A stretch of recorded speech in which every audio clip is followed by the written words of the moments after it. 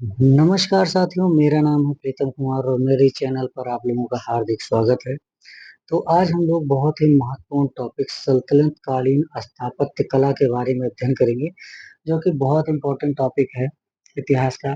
और ये जो टॉपिक है विभिन्न कॉम्पिटिटिव एग्जाम में पूछे जाते हैं, जैसे कि आपके एसएससी सीजीएल हो गए, एनटीपीसी हो गए, एनडीए, सीडीएस या कोई सा भी एग्जाम स्टेट पीसीएस आप लेके ले लीजिए, तो वहाँ पर ये लोग महत्वपूर्ण भूमिका अदा करते हैं। तो चलिए, आइए शुरू करते हैं इसी के साथ। पहला पॉइंट क्या हो जाएगा? कुव्वतुल इस्लाम इस्लाम मस्जिद क्या होगा? कुतुबुद्दीन ऐबक ने बनवाया था। कहाँ पर? दिल्ली पर। कुतुब मीनार का निर्माण किसने करवाया था? कुतुबुद्दीन ऐबक व इल्तुतमिश ने, दिल्ली में। 2.5 दिन का झोपड़ा, इसको मान लीजिए किसने बनवाया था? कुतुबुद्दीन ऐबक ने बनवाया था। कहाँ पर? अजमेर में। ठीक। और इल्तुतमिश का मकबरा किसने बनवाया था? इल्तुतमिश ने खुद ने बनवाया था, दिल्ली में। और जामा मस्जिद किसने बनवाई थी? इल्तुतमिश ने। कहाँ पर? बदायूं में। आगे देखेंगे। अतार किन का दरवाजा इल्तुतमिश ने बनवाया था? नागौर यानी कि जोधपुर में। सुल्तानगढ़ी अथवा नासिरुद्दीन का मकबरा इल्तुतमिश ने बनवाया था, दिल्ली में। लाल महल बलबल ने बनवाया था, दिल्ली में। बलबन का मकबरा बलबन ने बनवाया था। कहाँ पर? दिल्ली में। आगे देखेंगे। जकात खाना मस्जिद ये किसने बनवाई थी? अलाउद्दीन खिलजी ने दिल्ली में बनवाया था।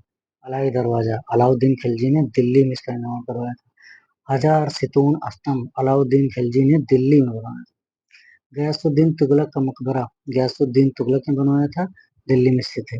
शेख निजामुद्दीन औलिया का मकबरा मोहम्मद बिन तुगलक ने बनाया था। कहाँ पर स्थित है? दिल्ली में स्थित है। आगे देखेंगे। फिरोज शाह का मकबरा किसने बनवाया था? नूरजहां खाने जहां ने। ठीक। कहाँ स्थित है? दिल्ली में। काली मस्जिद कहाँ है? जूना शाह खाने जहां ने बनवाया था। ठीक। कहाँ? दिल्ली में। खिड़की मस्जिद किसने बनवाया था? जूना शाह खाने कहाँ ने खाने जहां ने, दिल्ली में। और मूठ की मस्जिद सिकंदर लोदी के प्रधानमंत्री मियां भुआ ने बनवाया था। कहाँ पर स्थित है? दिल्ली में स्थित है। आगे देखेंगे मुगल कालीन स्थापत्य कला के बारे में। तो यहाँ से पहला पॉइंट क्या हो जाएगा? काबुली बाग मस्जिद का निर्माण किसने करवाया था? बाबर ने करवाया था, पानीपत में। दीन पनाह नगर की स्थापना किसने करवाई थी? हुमायूं ने। कहाँ पर? दिल्ली में। पुराना किला शेरशाह सूरी ने दिल्ली में बनवाया था। आगे देखेंगे। शेरशाह का मकबरा, ठीक है, किसने बनवाया था? शेरशाह सूरी ने। कहाँ पर? सासाराम, बिहार में। हुमायूं का मकबरा हाजी बेगम ने, दिल्ली में। आगरा का किला अकबर ने बनवाया था, आगरा में।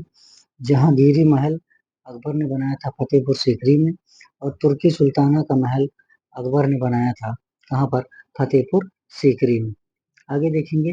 मरियम महल का निर्माण किसने करवाया था?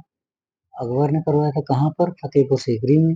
बुलंद दरवाजा अकबर ने बनवाया था, फतेहपुर सीकरी में। इस्लाम शाह का मकबरा किसने बनवाया था? अकबर ने, फतेहपुर सीकरी में। शाह बुर्ज किसने बनवाया था? शाहजहां ने। कहाँ पर? आगरा में।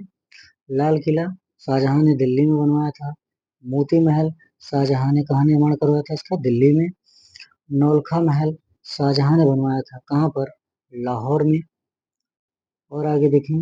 राबिया उद्दौरानी उर उद्दुर्रानी या बीबी का मकबरा औरंगजेब ने बनवाया था, औरंगाबाद में स्थित है।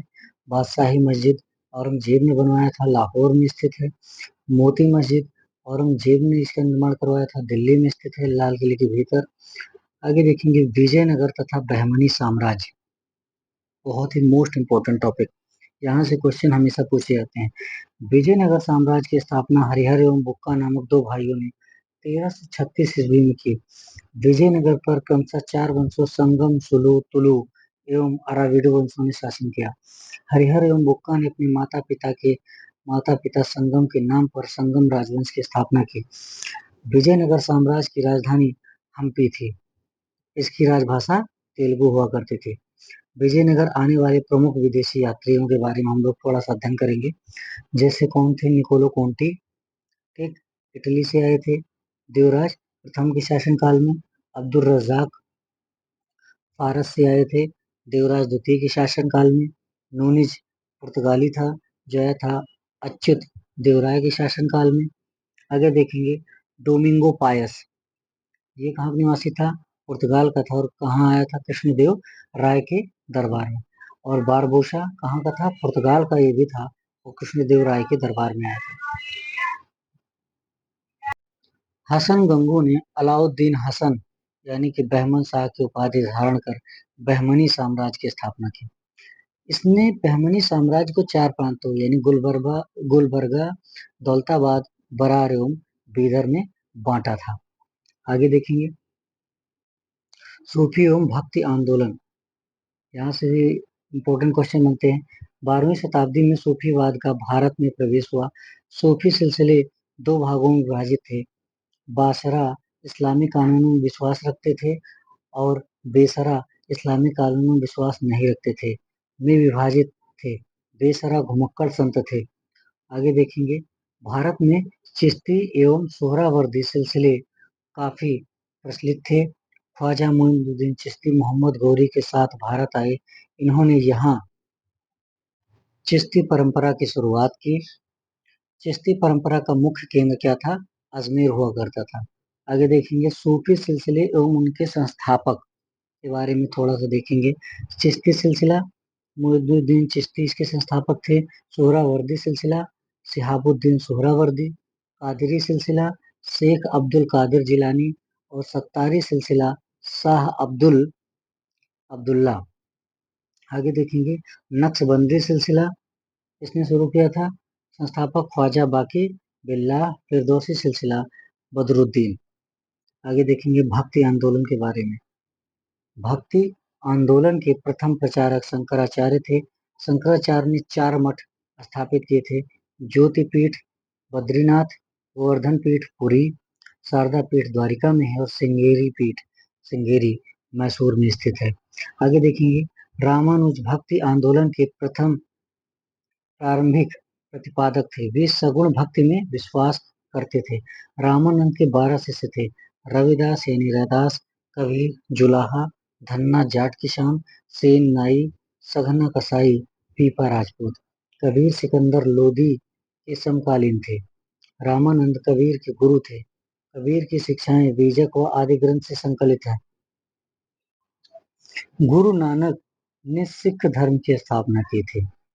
ठीक है। गुरु नानक सूफी संत बाबा फरीद से प्रभावित थे। गुरु नानक रबाब के संगीत के साथ गाया करते थे। विठोबा पंथ के 3 महान गुरु थे, ज्ञानेश्वर या ज्ञानदेव, नामदेव और तुकाराम। चैतन्य को बंगाल में आधुनिक वैष्णववाद व गौड़ीय वैष्णव धर्म का संस्थापक माना जाता है। आगे देखेंगे भक्ति आंदोलनों के संत एवं उनके संप्रदाय, इसके बारे में थोड़ा अध्ययन करेंगे।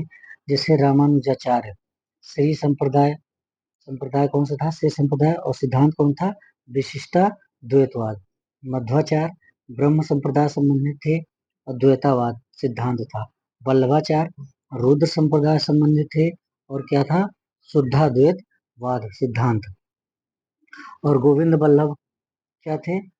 गोविंद प्रभु सॉरी वल्लभाचार्य रुद्र संप्रदाय से संबंधित थे और शुद्धाद्वैतवाद। और गोविंद प्रभु महानुभाव पंथ से संबंधित थे। आगे देखेंगे निम्बार्क सनक संप्रदाय से संबंधित थे। स्वामी हरिदास सखी संप्रदाय संबंधित थे। चंडीदास बाउल संप्रदाय से। शंकर देव वैष्णव संप्रदाय से।